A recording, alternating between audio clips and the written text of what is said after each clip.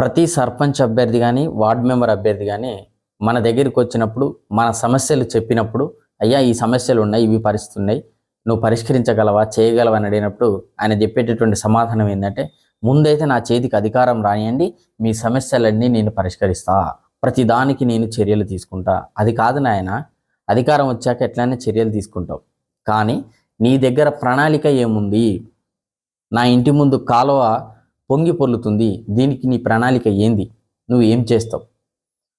నా ఇంటి పక్కన ఉన్న ఖాళీ ఫ్లాటు మోకాళ్ళ లోతులో వర్షం వస్తే మునిగి ఉంటుంది, దాని మీద దోమలాలి, ఈగలవాలి, అడ్డమైన రోగాలు నాకు వస్తూ ఉన్నాయి, దీని విషయంలో నీ ప్రణాళిక ఏంది?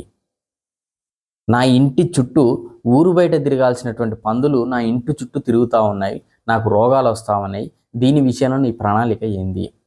నైట్ అయితే లైట్లు ఉండట్లేదు, లైట్లు ఎగిరిపోయినాయి, దీని విషయంలో నీ ప్రణాళిక ఏంది? ప్రతి విషయం స్పష్టంగా చెప్పగలగాలి. ఇప్పుడు నువ్వు చెయ్యలేవు, కానీ స్పష్టంగా చెప్పగలిగినప్పుడు మాత్రమే రేపు నీకు అధికారం వచ్చినాక ఆ విషయంలో నువ్వు పనులు చేయగలుగుతావు. కాబట్టి మీ ఇంటికి వచ్చే ప్రతి ఒక్క అభ్యర్థిని మీరు ప్రశ్నించండి, ఓటు వేయండి. ఓటు వేసినాక కూడా 5 ఏళ్ళు ప్రశ్నిస్తూనే ఉండాలి. అధికారం అంటే చేస్తే సర్వీస్ చేయాలి, లేదా తట్టాబేడ జరుపుకొని ఇంటికాడ కూర్చోవాలి. అలా ఉండాలి తప్పించి 5 ఏళ్ళు ఇక నన్ను పట్టించుకుంటేడు లేడు, నన్ను మందలిచ్చేటోడే లేడు అనే విధంగా మాత్రం ప్రజలు ఉండొద్దు.